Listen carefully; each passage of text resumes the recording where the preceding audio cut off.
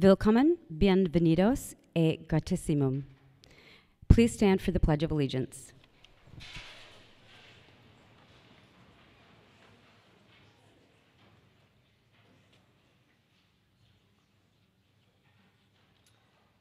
I pledge allegiance to the flag of the United States of America and to the republic for which it stands, one nation, under God, with liberty and justice for all.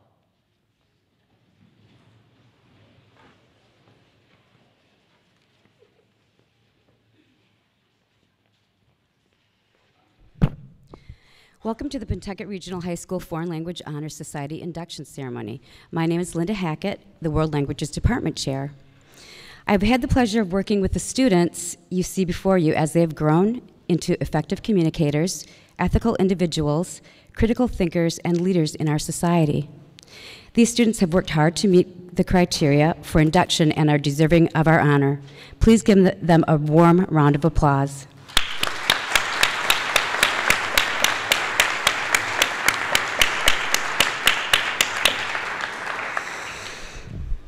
I have also had the good fortune of working with many people who support the success of our foreign language department. Many of them are present tonight. As I call your name, please stand and be recognized. Senorita Luana Caballero. Herr Stephen Peterson. Senor William Thomas. Magistra Elizabeth Tarosian, and Magistra Leanne Villani. Tonight's ceremony will recognize new members and commission them to uphold Honor Society ideals. The German students will be inducted into the German Honor Society Alpha Phi Delta. The Latin students will be inducted into the Latin Honor Society, and the Spanish students will also be inducted into the Spanish Honor Society. Tonight's guest speaker is Professor Norbert Hederick, who is with us from the University of Rhode Island at Kingston, where he teaches all levels of undergraduate German curriculum. His areas of specialization include foreign language teaching methodology, and the teaching of German for special purposes. Many of his students are in the International Engineering program at URI, earning a dual degree in engineering and German. He is connected to Pentucket High School through one of our students, Brianna Repka. Brianna graduated from Pentucket in 2015 and is now a junior at the University of Rhode Island, majoring in economics and German. She's currently studying a semester abroad in the capital city of Germany, Berlin. We've asked Professor Hederick to speak about the importance of foreign language study in college for future careers. Please give him a warm welcome.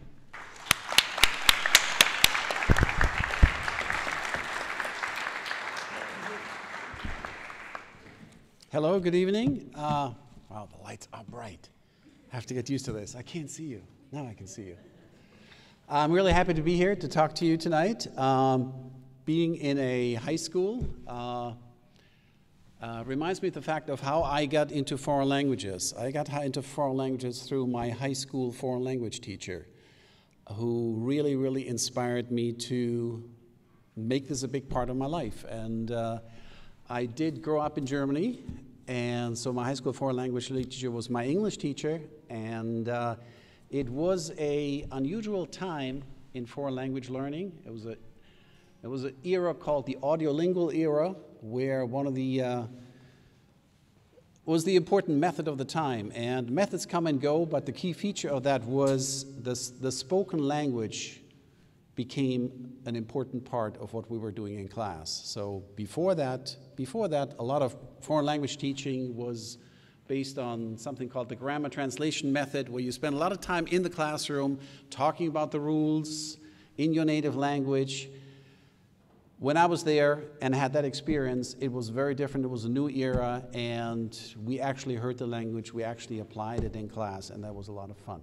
So I wanted to add that because I'm here at the high school. By the way, this high school foreign language teacher is still living, and I hope to see him again soon. I'm going to talk to you briefly tonight about the topic of why you should study a foreign language in college. So, not going to talk too long, but I have a few points that I hope you will find useful, and at the end you will say, oh, I can take something home from this talk. Why study a foreign language? Why study a foreign language in college? There are many, many reasons why you would want to do that. I'm going to talk about 3 of them. The first one are personal reasons. Foreign language learning experience foreign language learning is good for you. Just like people tell you to eat your fruits and vegetables, there's actually a health benefit. Brain research of recent decades has found that out, that, for example, that people who are proficient in another language, that in old age, when fear of Alzheimer's comes, that comes not or later. So, but aside from that, with proficiency in a language, you are in a foreign language. You are a gateway. You're opening up a new culture in ways for which there is no substitute. So, if you travel abroad and you always work through a translator, translation only goes so far. You really can only, at a deeper level, connect with the people if you're able to do that, at least to some extent, in the language. And of course, then there are words and expressions in foreign languages, I'm not sure if you have come across that yet, that are really untranslatable, or for which there is no exact equivalent in the English language. And it's the knowledge of German, French, or Spanish, or whatever your foreign language will be, to understand that.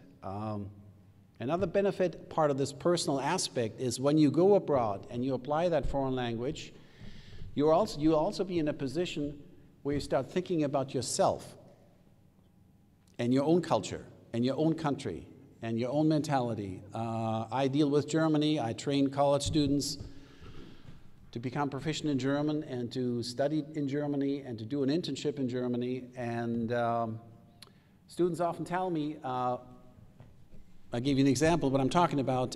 If you go to Germany, Germans like to talk frankly about topics, for example, like politics. So you go abroad to a country like Germany, people will ask you, people will look at you as a representative of America. And they will ask you some questions, and it'll make you think. It'll make you think about issues that you perhaps may not have thought prior to that. So there's a personal growth aspect to that.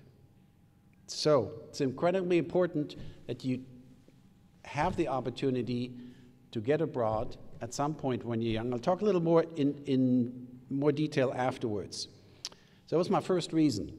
Personal reasons, personal enrichment, why you should take a foreign language in college. Second reason, professional reasons, practical reasons. We live in a globalized world.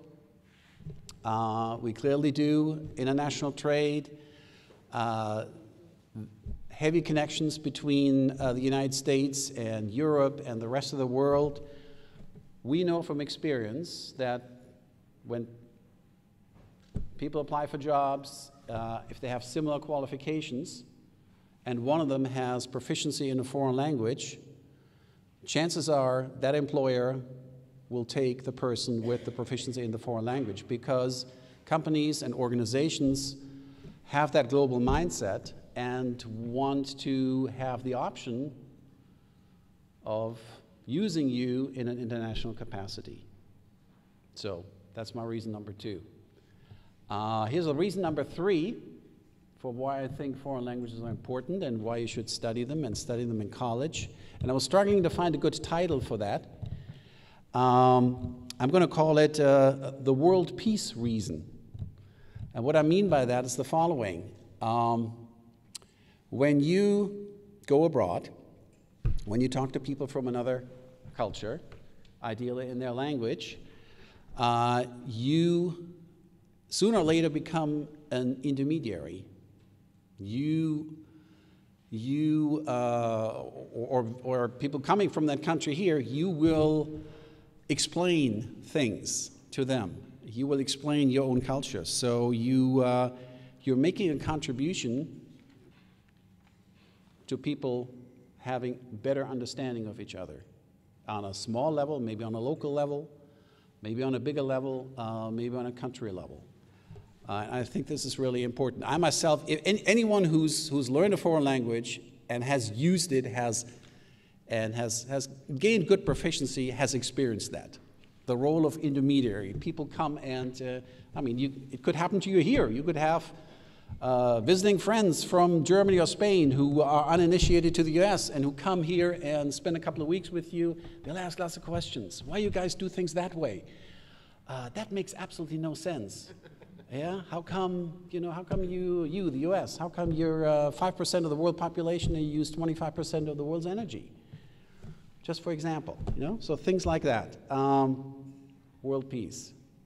Okay, I'd like to move on to the next point, and that is there is a real need, particularly here in our country, for people who are proficient in another language. There's a real need. There's an old joke in the foreign language teaching community. My colleagues over here probably have heard it, but maybe you haven't.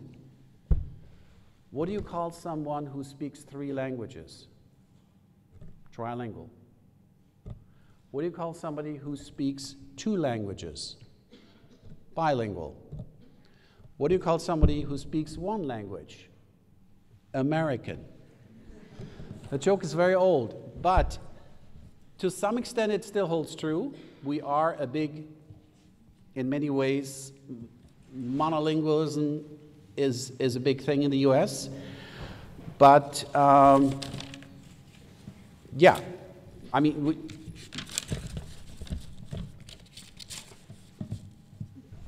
not everybody in the world speaks English. I think you're aware of that. Let me ask you a question. How many people live on Earth, approximately? Students only. Rough figure. 7 billion, very good. About 7.5 billion. How many people speak English as a native language of those 7.5 billion? What do you think? It's approximately 400 to 500 million people. So the US, 300, Great Britain, South Africa, Australia, New Zealand, so we're getting up to about 400 to 500 million people speaking English as the first language. About another billion speak it as a second or a third language. Okay, add that up. So we have about 1.5 billion people who speak English out of 7.5 billion people on the planet. So that's 20%. So if you're only proficient in English, if that's the only language you can communicate in, if you don't have a translator near you, you can talk to 20% of the population on the planet. Or, turn it around, 80% you cannot talk to. So, but there's a need. There's a need. There are good things happening. The US is, like I said, quite monolingual. In Europe, for example, as you probably know, foreign languages are taught more in the schools, more languages, and they begin earlier. There's an official recommendation by the Council of Europe that everybody speaks 2 languages, 2 foreign languages, in addition to their native language. But there are good signs in the US. There are good things happening. For example, in many states, there's more effort to bring in foreign language in earlier. There are dual language immersion programs in elementary schools. The foreign language teaching community is very active in promoting languages at all levels of education. That's one good thing. Another good thing that is happening in the US is that students like yourself who speak a language other than English at home are being recognized. We call them heritage speakers. Universities, like my university in Kingston, Rhode Island, has special courses for heritage speakers of Spanish. So as a society, we're beginning to recognize that that's an asset. 100 years ago, immigrants came to this country and parents told their kids, do not speak the old language. We want you to integrate. We don't want to hear the other language. It was a liability.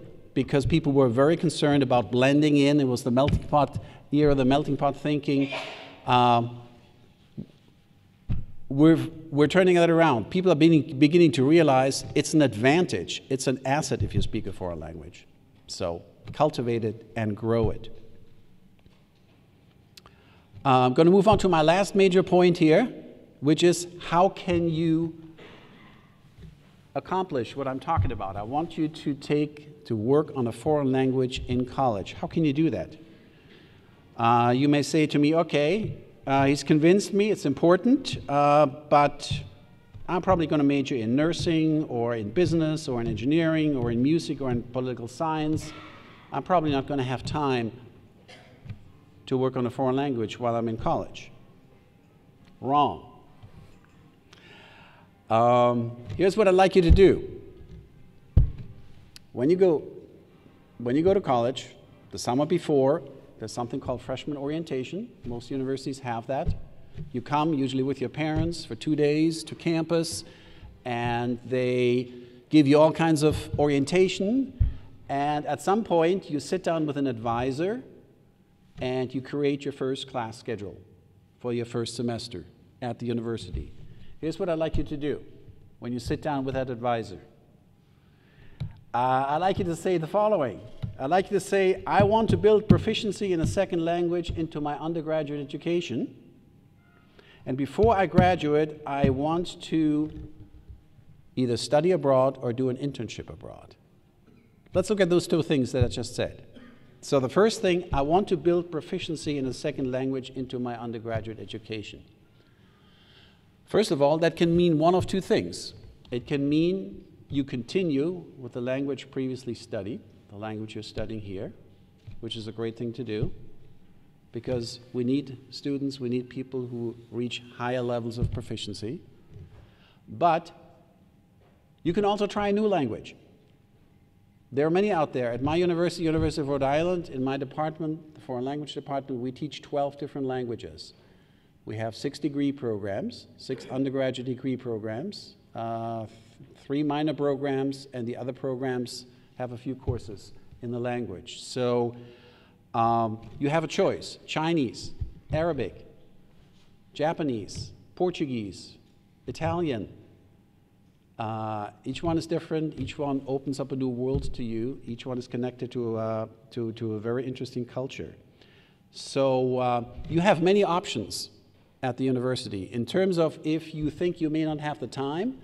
And keep in mind that a standard college degree consists of 120 credits. About 40 of those credits are for general education courses.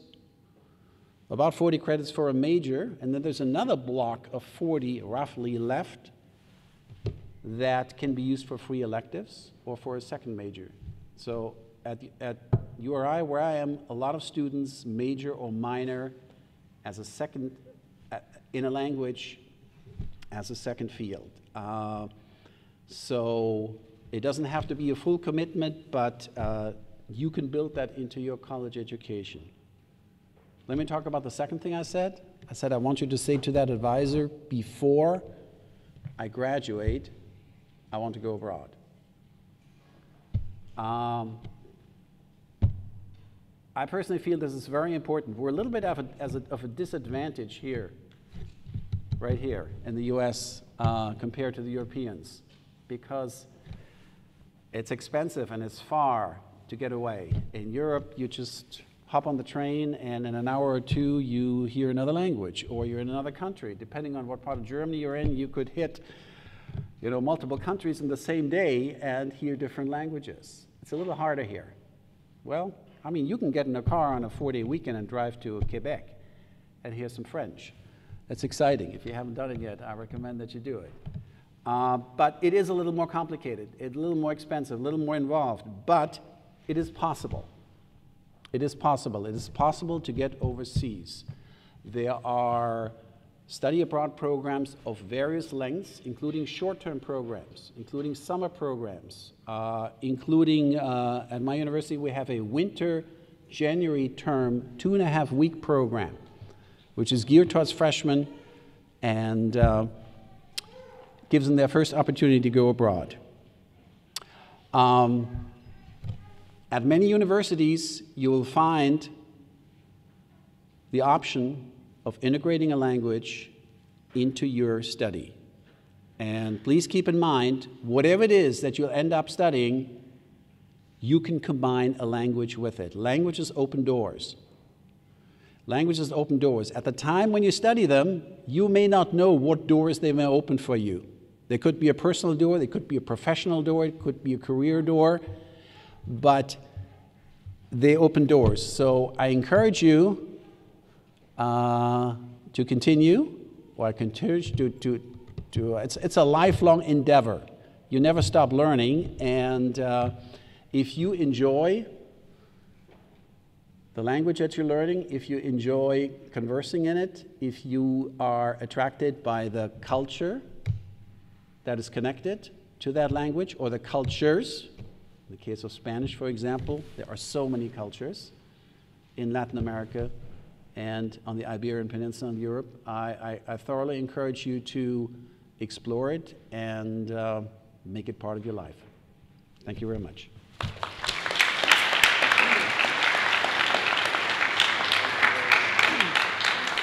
Thank you, Professor Hederick.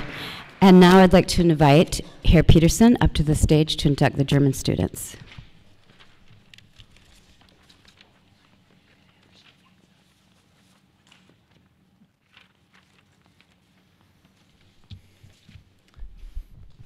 Thank you to Dr. Hederick for your very, very important words.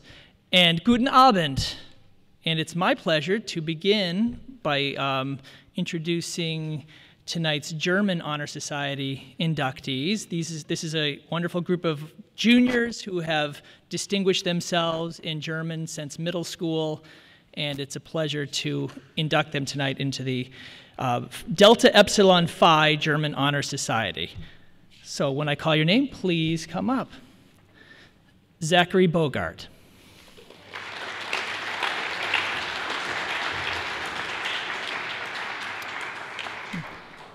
Peyton Burns.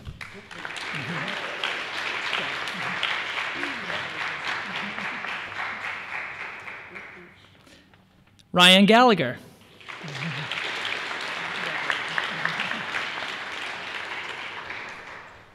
Anthony Giampetro.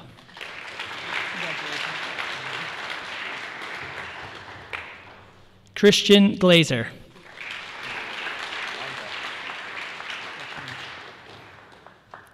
Lily Meyer.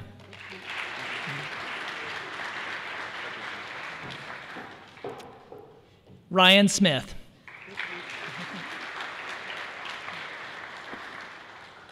Audrey Thronson.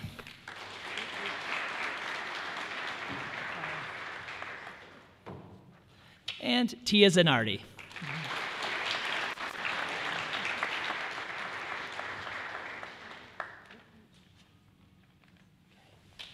Okay.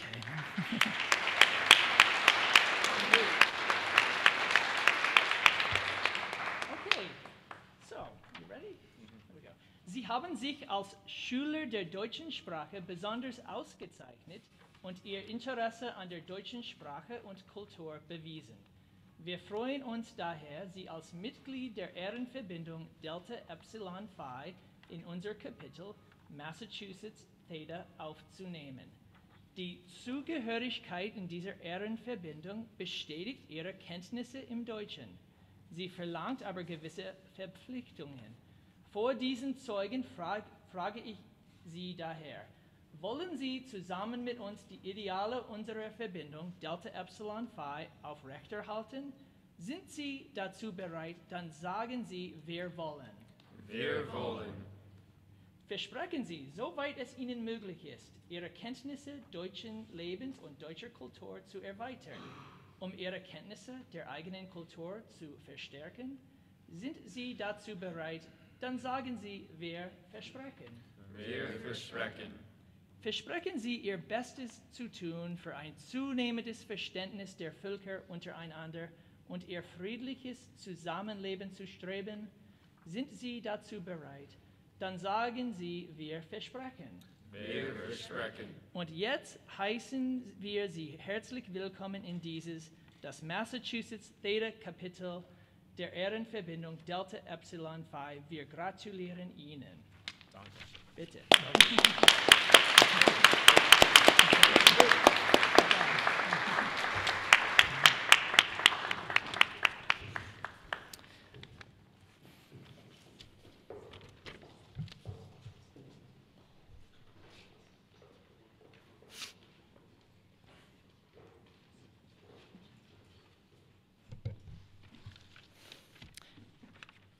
It's now my pleasure to introduce Miss Leanne Villani to introduce the Latin Honor Society inductees.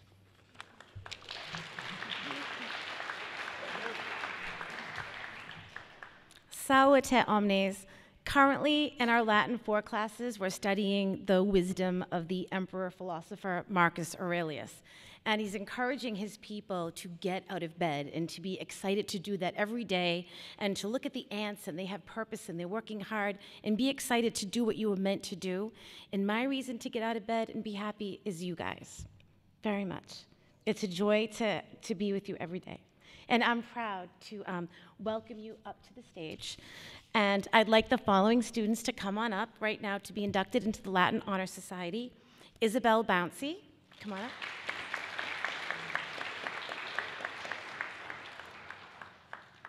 Cassidy Brown.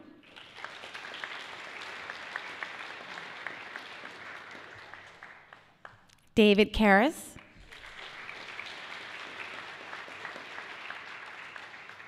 Jack Cloyce.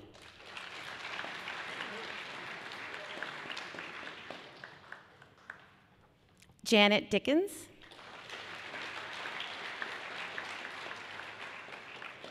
Anna Dixon.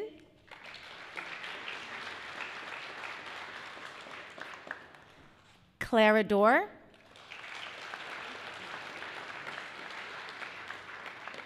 Kenneth Drury. He may still be at his tennis tournament, but we saved a seat for him anyway. Matthew Hersey.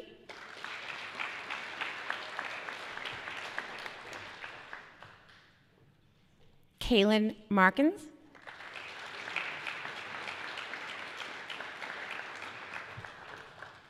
Alyssa Matola.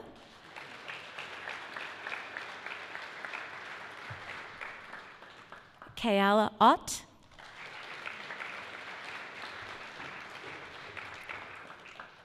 Sabrina Paolino.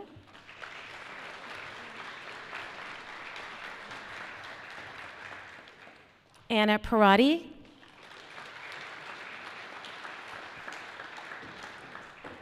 Anna Powell.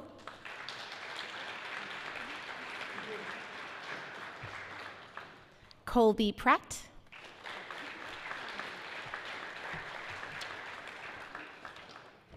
And Casey Snow.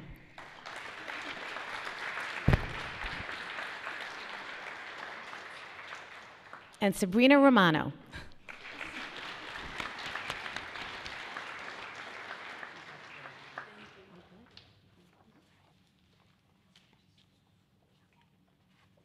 Are we ready? Okay. Paratisne. Okay. Voltisne, so skipere, so cietatem nostram, illa societas decora de lingua latina, si voletis, dicetes nos volimus. Nos volimus. Prolicet mininet conari algeres scientatem de rebus Romanis Graecusque, si policet bimini dicetus nos pelicet bimor. Nos pelicet bimor. Cona biminine esse optimi discipuli et dare exemplum optimam reliquis discipulis. Si cona bimini dicetus nos cona bimor. Nos cona bimor. Gratulationes omnibus.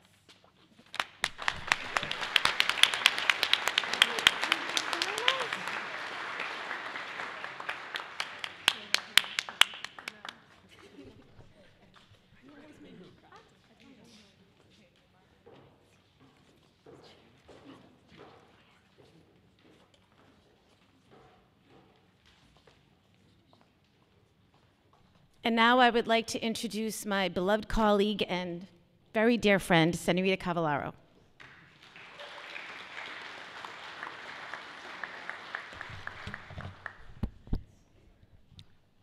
Buenas noches. I would first like to take a moment to tell my students how proud I am of you for all of the thousands of vocabulary words you have learned, all of the flashy cardies you have made, and all of the euros you have earned. Please come to the stage when I call your name. Christina Balea, Trevor Blanchard, Marco Bulli, Allison Brookhart, Patrick Dillon, Emily Freed, Kevin Inger, Jacqueline Kuznicki, Michaela Lawless, Jake Messier, Emily Riley, Nicole Robertson, Cameron Santos, Elizabeth Sutton, Vanessa Vivalecchia, and Lauren Ward.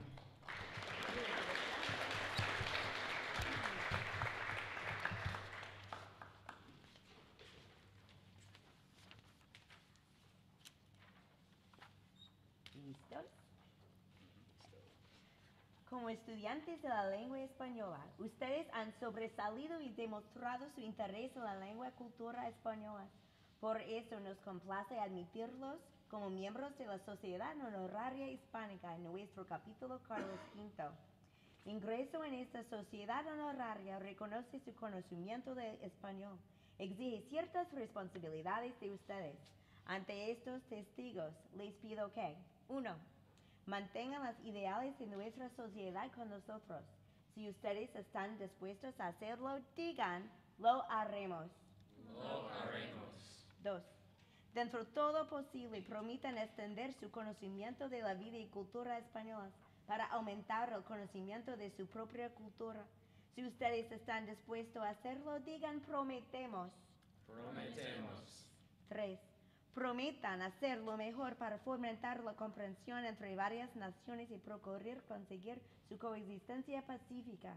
Si ustedes están dispuestos a hacerlo, digan, prometemos. Prometemos. Ahora, cordialmente les damos la bienvenida en el capítulo Carlos V de la Sociedad Honoraria Hispánica. ¡Felicidades!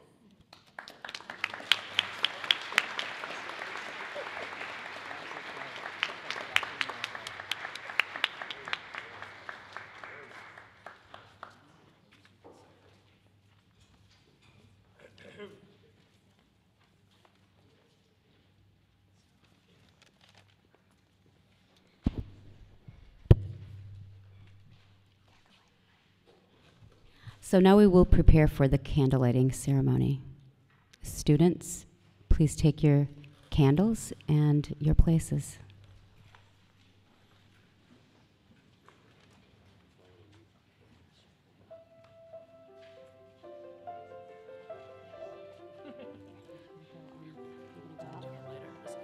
The lighter should be.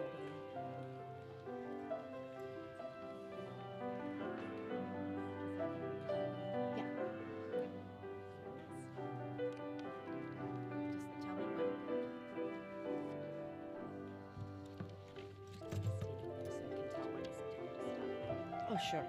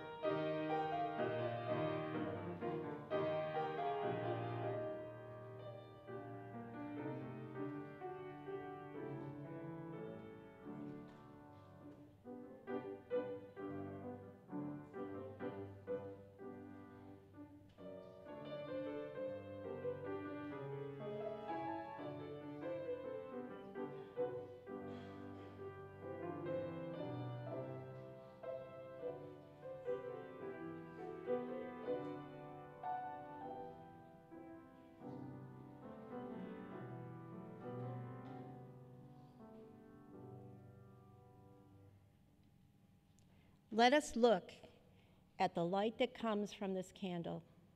Let this light symbolize your commitment to international understanding. May this light be ever with you, for it will enable you to extinguish the darkness which misunderstanding and mistrust bring about. May it always guide you as you make connections between the past and the present, and in your attempt to promote friendship and understanding between your country and other countries of the world. And now, as you extinguish the flame of your candle, let us hope that it will remain with you and guide you always.